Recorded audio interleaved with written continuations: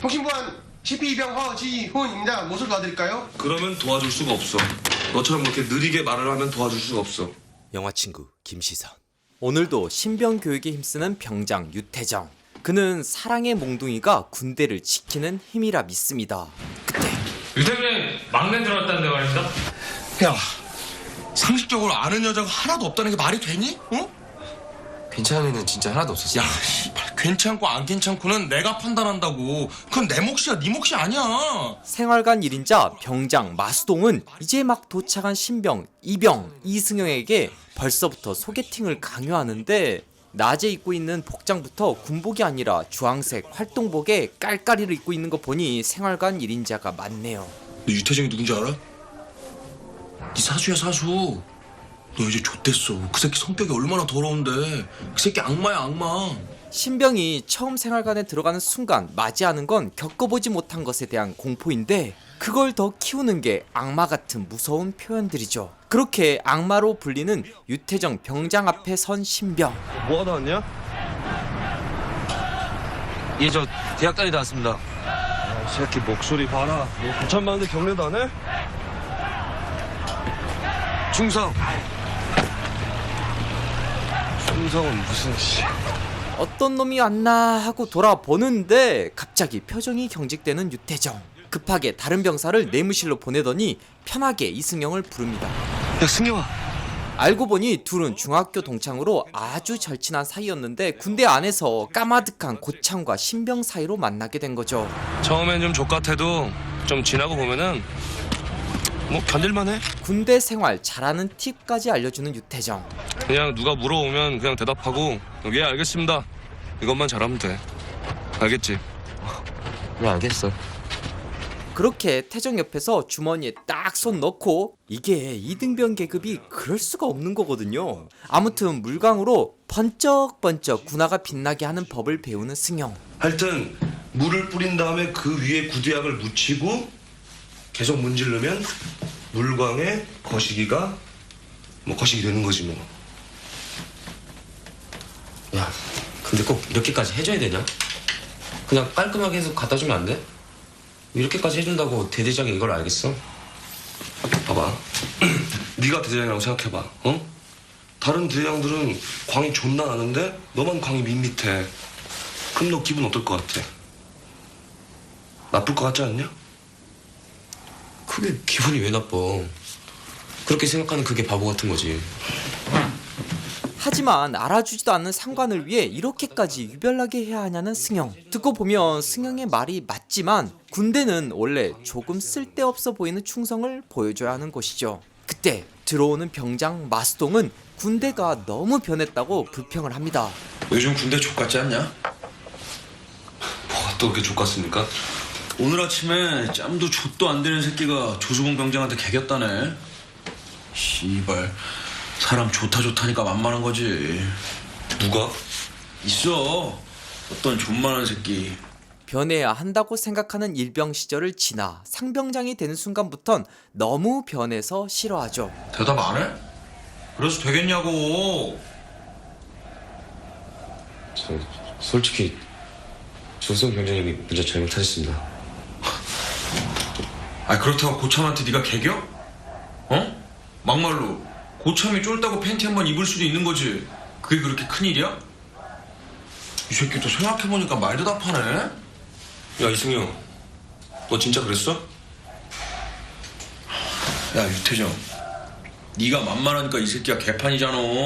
언뜻 보기엔 그저 불평을 늘어놓는 것처럼 보이지만 생활관 1인자답게 이 순간 상명하복의 긴장감을 만들려는 건데요. 승영의 복종을 요구하는 동시에 태정에게 경고를 하고 있죠. 제대로 가르치지 않으면 네 자리도 위험할 거라고. 이런 마수동의 술수에 넘어갈 수 없죠. 곧바로 승영이 군기를 잡는 태정. 너 따라 나와.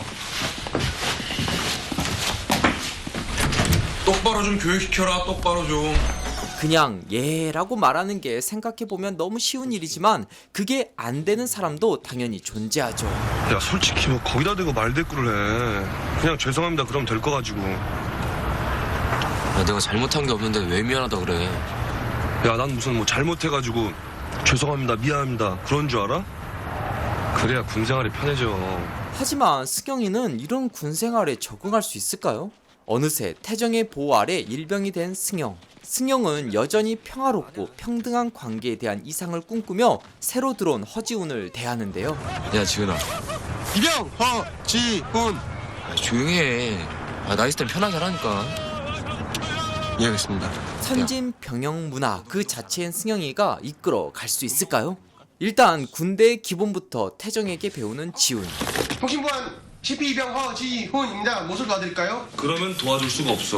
너처럼 그렇게 느리게 말을 하면 도와줄 수가 없어. 무슨 말인지 알지? 예, 알겠습니다. 통신보안 CP병장 유태정입니다. 딱 신속 명확 정확하게 알았어? 예, 알겠습니다. 아니야, 모르는 것 같은데. 손 대. 손 대, 손 대, 손. 올려. 몇 대 맞을래?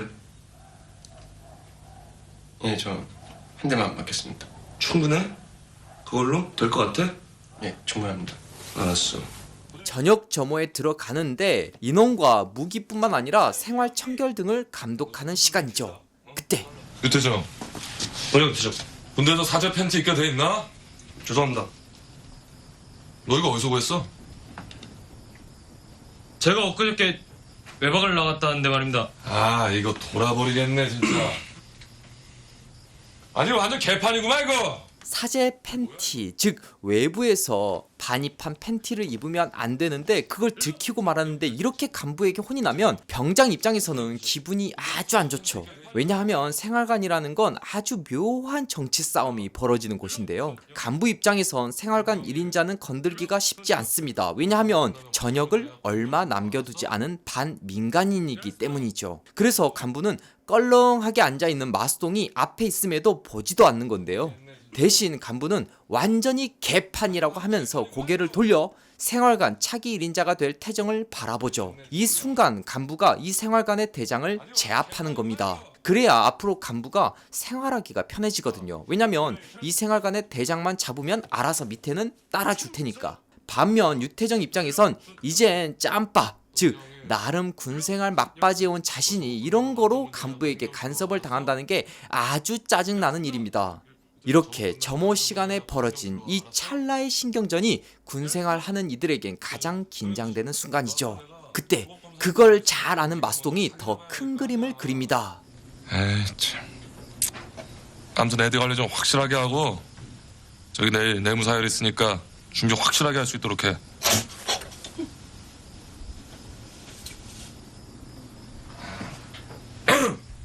이제 근무자 잘 서고 오늘 점을 이상으로 마친다. 이동 변경 없도록. 이상. 충성! 야, 이봐, 새끼야. 네, 알겠습니다. 유태정의 빡침이 여기까지 전해지네요. 봉지 라면으로 오늘의 긴장감을 푸는 승영과 지훈. 그때 승영에겐 한없이 자상하지만 태정이라는 사람은 군대라는 세계관에서 이등병부터 버텨온 사람이죠. 군기는 그 세계를 지탱하는 법입니다. 단지 승영이가 그걸 모를 뿐이죠. 밑에 새끼가 족가 쳐면 너부터 죽는다고, 새끼야. 죄송합니다. 너 존나 실망이다. 응? 내가 군대야? 잘해. 태정은 다시 한번 승영이를 설득합니다. 군대라는 세계관에 대항하지 말라고 말이죠. 과연 승영은 군대를 바꿀 수 있을까요? 야, 승영아. 너 조심해야겠더라. 너 요즘 말 되게 많아, 너. 나랑 있을 땐 괜찮아. 나랑 있을 땐 괜찮은데. 됐어. 난 그런 거 신경 안 써. 그 사람들 기준에서 그런 거지. 내가 틀린 건 아니잖아. 네가 틀렸다는 게 아니라 네가 그렇게 하면 나중에 힘들어져. 나 제대하면 너 어떻게 하려고 그러냐? 괜찮아. 어차피 고참되면 내가 다 바꿀 거야. 말이 쉽지. 근데 그게 말처럼 쉬울 것 같냐? 한편 승영의 보호 아래에 있는 지훈에겐 3년 정도 만난 아주 소중한 여자친구가 있었는데요. 너 얘는 어떻게 꼬셨냐? 제가 꼬신 게 아니고 말입니다. 얘가 저를 꼬셨습니다. 그래? 응?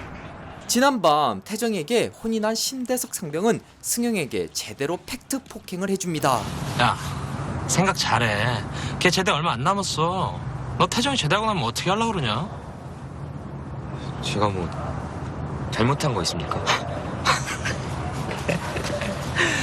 잘못했지. 존나 잘못했지. 짬도 젖도 안 되는 새끼가 고참들한테 개기기나 하지. 밑에 애 하나 들어왔다고 고참 행세하려고 그러지. 착각하지 마. 너 밑으로는 MC에 2명밖에 없어. 너 아직도 막내야.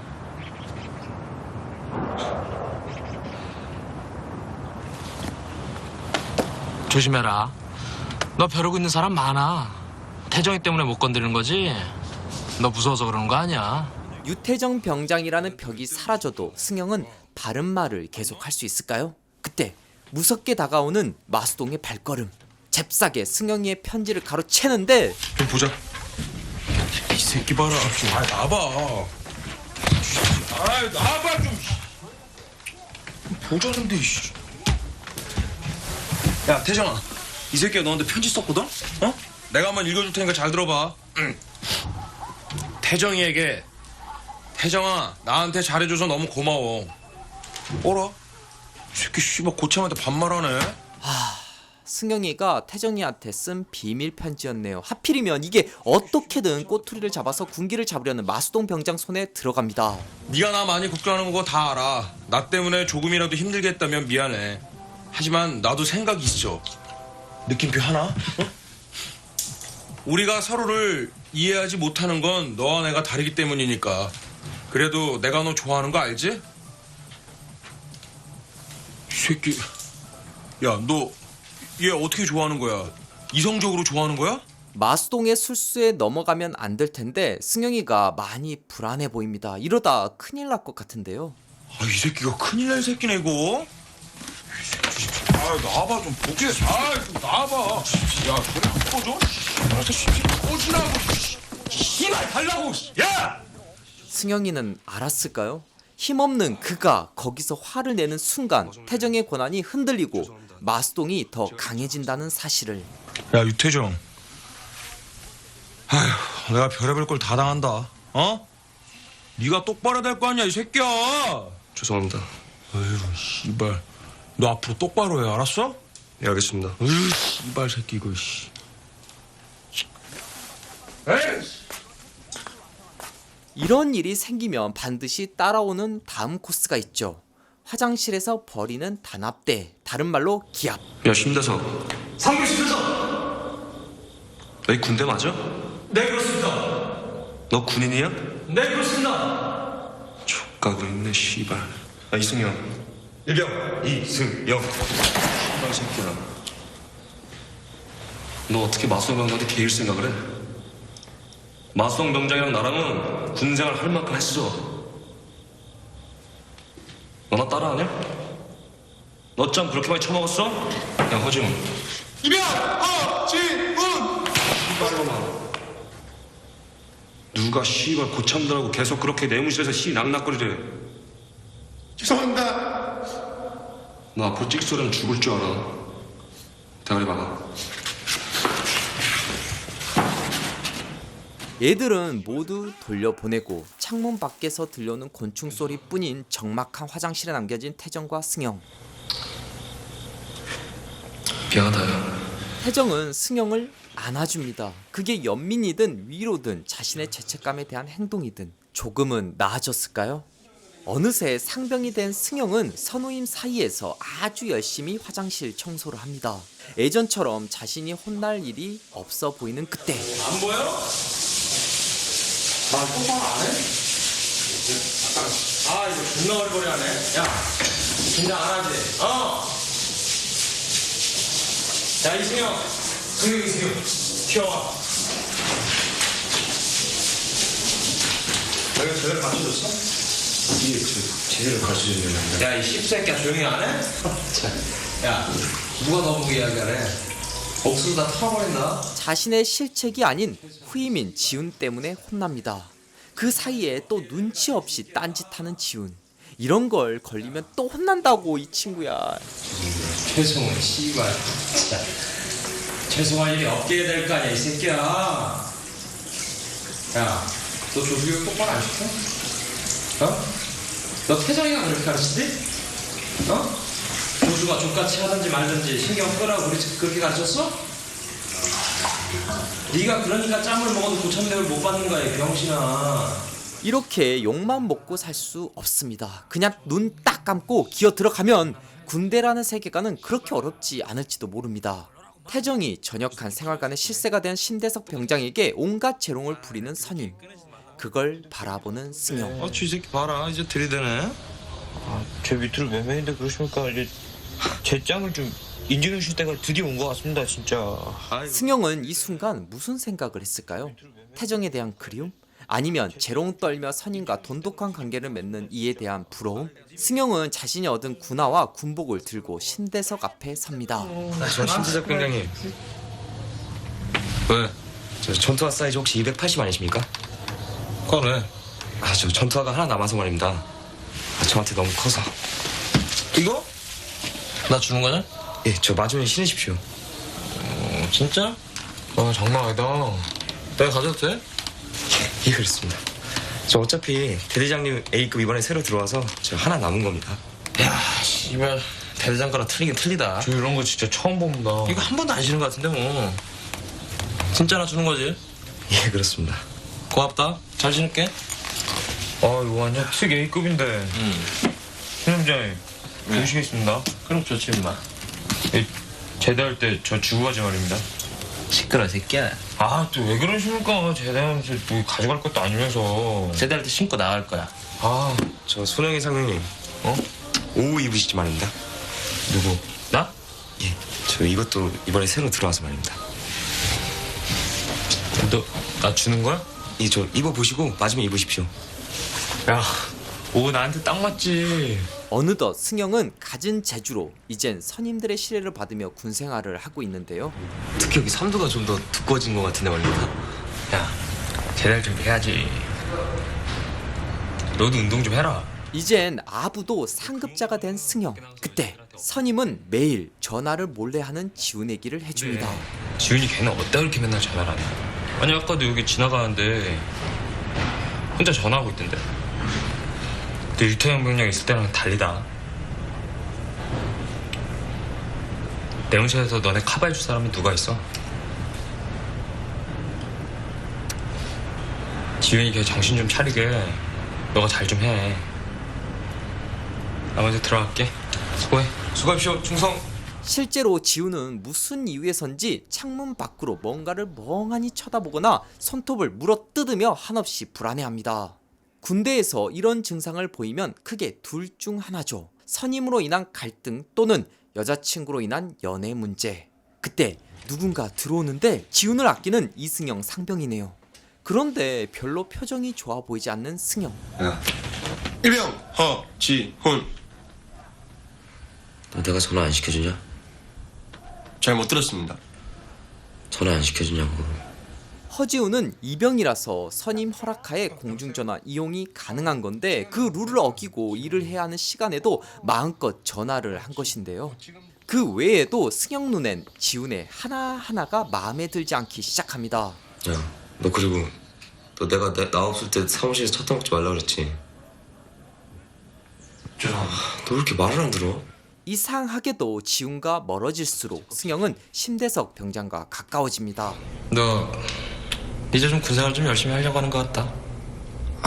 아닙니다. 야, 승영이가 칭찬을 다 받고 정말 군생활에 이젠 적응한 걸까요? 그런데 군에 적응한다는 건 도대체 무엇을 말하는 걸까요? 이제 뭐 군생활 좀 아는 것 같은데 뭐. 자식. 선임이 뺨을 때려도 거기에 정이 있다고 믿는 것? 아니면 후임을 어떻게 교육할지 속 터놓고 얘기하는 것?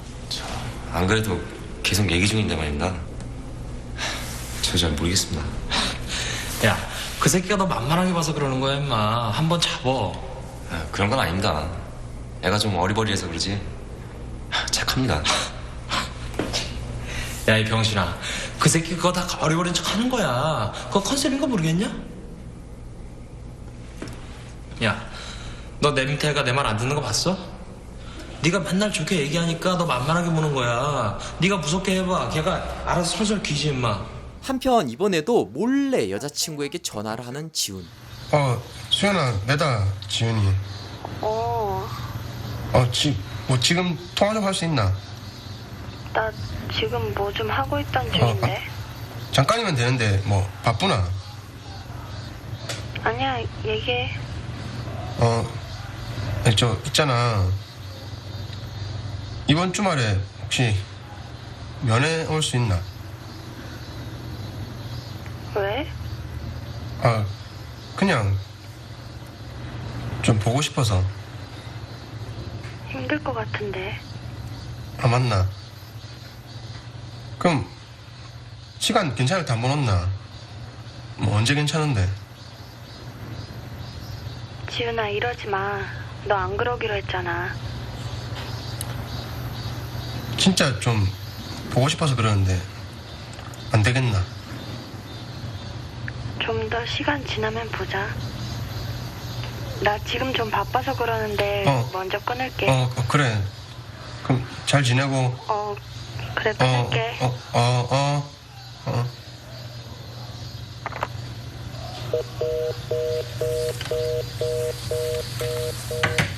알고 보니 지훈은 여자친구와 헤어지게 된 건데 이미 돌아선 여자친구의 마음을 군대 안에선 잡을 방법은 없었죠. 힘없이 걸어가는 지훈 앞에선 신대석과 승영. 충성. 너 지금 뭐 하는 거야? 담배 안 꺼? 담배 끄라고. 야, 담배 끄라고. 문장 또왜 그랬어? 야, 너 미쳤어? 야, 이제 담배 끄라고 하자. 담배 끄라고! 이 새끼야 미쳤나 진짜. 그 길로 어딘가로 한참을 걸어가는 지훈. 그는 지금 무슨 생각을 하고 있는 걸까요? 화장실에 도착한 지훈은 어느 때보다 절박하게 군화끈을 풉니다. 그렇게 화장실에서 숨을 거두는 지훈. 그렇게 지훈이 죽고 난 후 휴가를 나온 승영이 태정이에게 전화를 걸었는데, 아니 이제 전화로 말고 만나서 얘기했으면 좋겠는데. 과연 승영은 휴가를 나와 왜 태정을 만나려는 걸까요? 지금 군대 안에선 무슨 일이 벌어지고 있는 걸까요? 오늘 소개한 작품은 윤종빈 감독의 명작, 군대 생활을 날 것 그대로 파헤친 영화 용서받지 못한 자입니다. 죽여주는 여자, 버닝, 비스티 보이즈에 이어 네 번째로 우리 영화 친구들과 함께 분석해볼 영화인데요. 저번에 소개한 윤종빈 감독의 비스티 보이즈가 용서받지 못한 자 다음으로 나왔던 작품이었죠. 용서받지 못한 자는 2005년에 나온 영화지만 다시 볼수록 감탄하게 되는 영화인데요. 당시에 저는 이 작품을 보고도 더 깊게 이해하지 못한 것 같아요. 하지만 이번에 다시 살펴보면서 우리 영화 친구들과 같이 얘기해보면 좋을 부분들이 생겨서 얘기해보고 싶었습니다. 주요 인물을 중심으로 얘기하면서 그 안에 숨겨진 공간까지 함께 이야기를 나눠볼 건데요. 항상 그렇듯이 제 채널의 분석은 영화의 모든 내용을 안다는 가정하에 이야기를 진행하기 때문에 직접 영화를 먼저 보고 오셔야 더 다양한 이야기를 이해하며 보실 수 있습니다. 다만 감상 순서를 바꿔서 제 영상을 먼저 보시고 그 다음 영화를 보시면 더 많은 것들이 한 번에 보이실 거예요. 그럼 곧바로 용서받지 못한 자 분석 들어갑니다. 이 작품엔 크게 3명의 인물이 등장합니다. 유태정, 이승영, 그리고 허지훈. 각각 다른 입장을 가진 인물들인데요. 이 3명의 인물을 통해 작품은 군대라는 정형화된 틀 안에 적응하는 다양한 인간을 보여줍니다. 하나, 이승영 계급에 따른 변화. 용서받지 못한 자를 끌고 가는 메인 인물은 이등병 이승영입니다. 이후 이승영은 일병을 거쳐 영화 후반부에 이르며 상병이 되는데요. 그리고 병장이 되기 전 죽게 됩니다. 이런 결과를 안 상태에서 다시 이병 이승영으로 시작하고 싶은데요. 맨 처음 승영은 누군가에 의해 발견되면서 등장합니다. 바로 병장 마수동에 의해서 말이죠. 그러니까 이등병이 되는 순간 그 사람은 물건이 됩니다. 누군가에 의해 발견되고 쓰임을 부여받아야만 존재 가치가 생기죠. 그래서일까요? 지금은 그렇지 않겠지만 영화가 만들어진 당시 또는 그 전만 해도 이등병이 생활관에 들어가면 마치 목각 인형처럼 앉아 있어야만 했는데요. 이를 여러 개그 프로그램에서 웃긴 포인트로 묘사하기도 했죠. 이 물건은 오직 선임의 말에 의해 답하고 움직입니다. 물건은 생각을 하면 안 되죠. 야 승영아, 그냥 처음엔 그냥 시키는 대로만 하면 돼. 먹으라면 먹고 자라면 자고 싸라면 싸고. 그런 승영은 태정의 보호 아래 일병이 되면서 더 나은 세계관을 꿈꿉니다. 어차피 고참되면 내가 다 바꿀 거야. 부조리가 없으며 후임과 친구처럼 격없이 대화를 나누는 사이. 그러다가 이등병이 일병이 되면 어느 정도 군대라는 세계관의 생리를 알게 되죠. 마치 뭔가를 아는 느낌이 든다고 할까요? 하지만 아직 아무런 힘이 없다는 걸 느끼게 되는 계급이기도 합니다. 제가 뭐 잘못한 거 있습니까? 잘못했지. 존나 잘못했지. 짬도 젖도 안 되는 새끼가 고참들한테 개기기나 하지. 밑에 애 하나 들어왔다고 고참 행세하려고 그러지. 착각하지 마. 너 밑으로 내 임실에 2명밖에 없어. 너 아직도 막내야. 그렇게 변화를 꿈꾸는 물건은 이상을 꿈꾸며 생각을 하지만 자신으로 인해 모두가 고통당하는 순간을 보고 겪으면 조금씩 사고의 변화가 생기기 시작합니다. 위에 있는 선임보다 자신을 바라보는 후임이 많아지는 상병 계급이 되면 친구 같은 후임의 부족함은 나의 책임으로 전가되고 무엇이 더 편한 길인지 몸으로 습득하게 됩니다. 그리고 어느덧 그가 그렇게 싫어한 말이 야! 나 미쳤어? 자신의 입에서 나오게 됩니다. 미쳤어? 용서받지 못한 자는 이등병으로 시작해 상병이 된 승영의 모습을 통해 우리에게 어떤 질문을 던지고 있죠.